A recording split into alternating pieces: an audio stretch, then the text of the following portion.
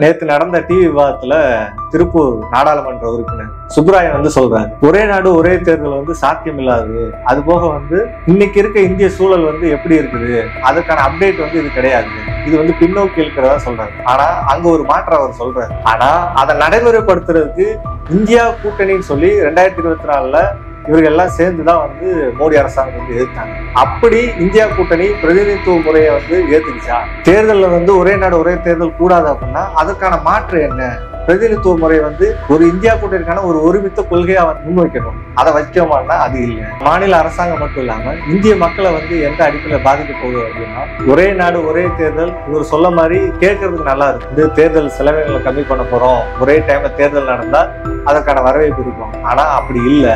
குறிப்பா மத்திய அரசாங்கத்தை எதிர்த்து மாநில அரசாங்கத்தாலே கேள்வி கேட்க முடியும்னா சாமானிய மக்களால எப்படி கேள்வி கேட்க முடியும்?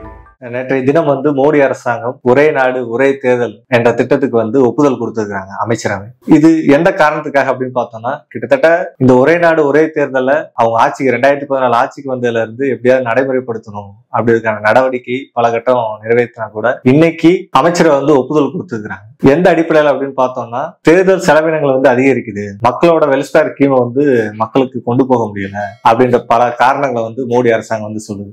உண்மையிலே அதுதானா, இல்ல வேற ஏதாவது தங்களோட நலனுக்காக இந்த திட்டத்தை நடைமுறைப்படுத்துறாங்களா அப்படின்றதுதான் இந்த வீடியோல நம்ம பார்க்க போறோம்.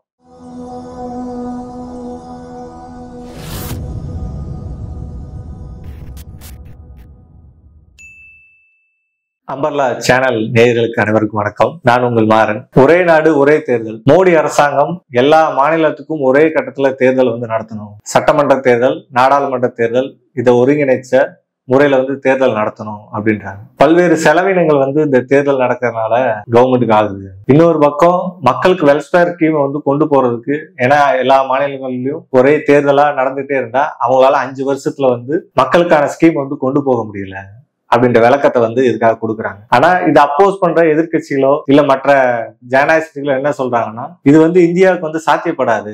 இன்னைக்கு ஒரே நாடு ஒரே தேர்தல் சுதந்திரம் அடையும் போது நடந்துச்சுன்னா அன்னைக்கு இருந்த சூழல் வேற. இன்னைக்கு இந்தியால அப்படி கிடையாது. பல்வேறு மாநிலங்களோட இயற்கை காரணங்கள் சொல்றாங்க.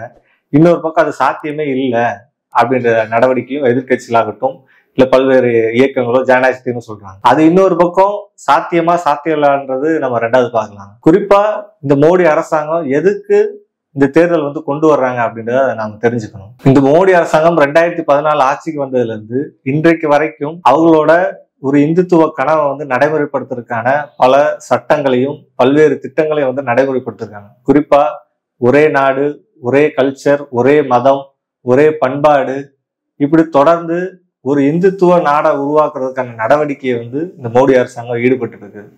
அதோட தொடர்ச்சியா தான் இன்னைக்கு இந்த ஒரே நாடு ஒரே தேர்தல். ஏன் அப்படி சொல்றோம்னு பார்த்தோம்னா, பொது சிவில் சட்டம்னு ஒண்ணு கொண்டு வந்தாங்க.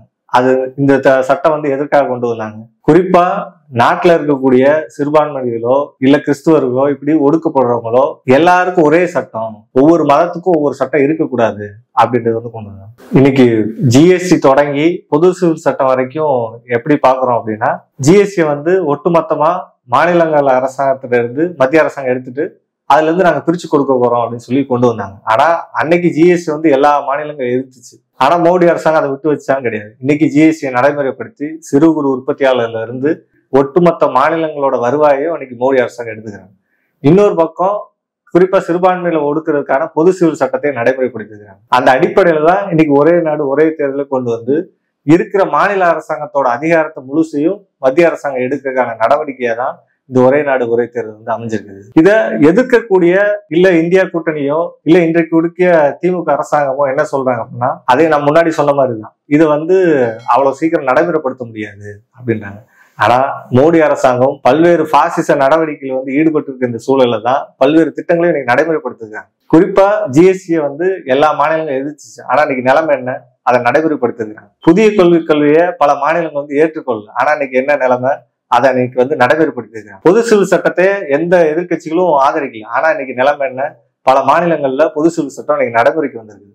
பசுவதை தடுப்பு சட்டம் அதே மாதிரி. இப்படி பல சட்டங்களை எதிர்கட்சியா இருக்கக்கூடிய நபர்கள் எதிர்க்கலாம். ஆனா இன்னைக்கு அது நடைமுறைப்படுத்தப்பட்டிருக்கிறதா இன்னும் மிகப்பெரிய ஆபத்து. அப்ப இதெல்லாம் ஏன் மோடி அரசாங்கம் நடைமுறைப்படுத்துது, எப்படி நடைமுறைப்படுத்த முடியுது அப்படின்னு பார்த்தோம்னா, அதற்கான எதிர்ப்பாகட்டும், குறிப்பா இன்னைக்கு தேர்தலில் வீழ்த்திடலாம் அப்படின்னு நினைக்கக்கூடிய இந்தியா கூட்டணி ஆகட்டும், இல்ல எதிர்கட்சிகளுக்கு தங்களுக்கான ஒரு மாற்று அரசியல் பொருளாதார கொள்கை இல்ல.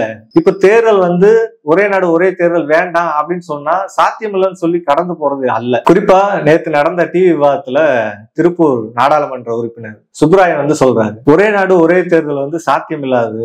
அது போக இன்னைக்கு இருக்க இந்திய சூழல் எப்படி இருக்குது, அதுக்கான அப்டேட் இது கிடையாது, இது பின்னோக்கி இருக்கிறதா சொல்றாரு. ஆனா அங்க ஒரு மாற்றம் அவர் சொல்றாரு. என்ன அப்படின்னா, பிரதிநிதித்துவ முறை வேணும். குறிப்பா ஆட்சி அதிகாரத்துல இன்னைக்கு மோடி அரசாங்கம் வெறும் 37% ஓட்டு வங்கியை வாங்கி இன்னைக்கு அதிகாரத்துல போயிருக்கு. ஆனா 63% மக்கள் மோடியை ஏத்துக்கல. அந்த அடிப்படையில இந்த தேர்தல் முறை தவறா இருக்கு அப்படின்னு சொல்லி கருத்து சொல்றாரு. அந்த கருத்து வரவேற்கத்தக்கது, சரியான கருத்தும் கூட. இன்னைக்கு அப்பேற்பட்ட குறைந்தபட்ச ஜனநாயகம் வழங்கக்கூடிய பிரதிநிதித்துவ முறை வேணும் அப்படின்ற ஒரு மாற்று கொள்கை நாம எல்லாம் ஏத்துக்கலாம். ஆனா அதை நடைமுறைப்படுத்துறதுக்கு இந்தியா கூட்டணின்னு சொல்லி 2024 இவர்கள் எல்லாம் சேர்ந்துதான் மோடி அரசாங்கம் எதிர்த்தாங்க. அப்படி இந்தியா கூட்டணி பிரதிநிதித்துவ முறையை ஏத்துக்குச்சா? அந்த பிரதிநிதித்துவ முறையில தேர்தல் நடத்தணும் அப்படின்ற கொள்கை முன் வச்சாங்களா? இல்ல. இன்றைக்கு கடைசியா நடந்த மகாராஷ்டிரா தேர்தல் முடிவும் என்ன உணர்த்துச்சு? இந்த பிஜேபி தங்களோட இந்திராச கனவை நிறைவேற்றுறதுக்கான நடவடிக்கை ஈடுபட்டா கூட நாம வீழ்த்தக்கூடிய, நம்ம குறிப்பா தேர்தலில் வீழ்த்தக்கூடிய நபர்கள் கூட எப்படி அதை பரிசீலிக்கணும்? அப்ப மக்கள் எப்படி ஏத்துக்குவாங்க அப்படின்னா, அதற்கான மாற்று கொள்கையை நம்ம முன்வைக்கணும். தேர்தலில் ஒரே நாடு ஒரே தேர்தல் கூடாது அப்படின்னா அதற்கான மாற்று என்ன? பிரதிநிதித்துவ முறை ஒரு இந்தியா கூட்டணிக்கான ஒரு ஒருமித்த கொள்கையா முன்வைக்கணும். அதை வைக்கோமான்னா அது இல்லை. எனவே இந்த மோடி அரசாங்கத்தினுடைய இந்திராச கனவை தகர்க்கணும் அப்படின்னா அதற்கான மாற்று அரசியல் பொருளாதார கொள்கை நம்ம கிட்ட இருக்கணும். அந்த அடிப்படையில ஒரு பாசிச எதிர்ப்பு ஜனநாயக குடியரசு அமைப்பதற்கான நடவடிக்கை நாமெல்லாம் இறங்கணும். அந்த பாசிச எதிர்ப்பு ஜனநாயக குடியரசில் மக்களுக்கு ஜனநாயகம் வழங்கக்கூடிய தேர்தல் முறையாகட்டும், அவர்களுக்கு எதிராக இருக்கக்கூடிய ஜிஎஸ்டி முறையை ரத்து செய்யணும்.